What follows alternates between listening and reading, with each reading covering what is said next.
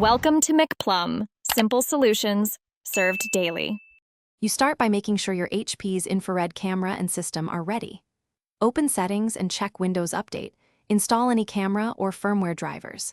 Next, because Windows Hello requires a PIN as a backup, set or confirm a PIN under Account's right arrow sign-in options. Once done, restart if drivers changed. Make sure you're signed into the account you want to enroll and position in a well-lit area. This prevents scanning errors during the next step. Now, navigate directly to sign-in options and choose Windows Hello Face. Click Setup and then Get Started. The system will prompt for your PIN first, so enter that. Position your face centered in the camera, then slowly tilt your head left and right when asked so the sensor captures multiple angles. Make sure background lighting is even, avoid strong backlight.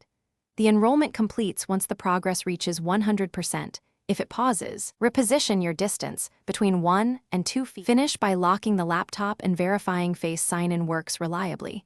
Stand where you normally sit, then unlock with your face. If detection struggles, change lighting, remove hats or glasses, and retest.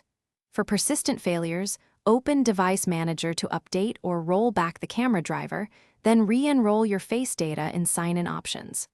One key troubleshooting tip: if the IR camera isn't detected, reinstall the manufacturer's camera driver and firmware. This resolves most recognition and enrollment issues. Thanks for watching. Stay juicy and subscribe.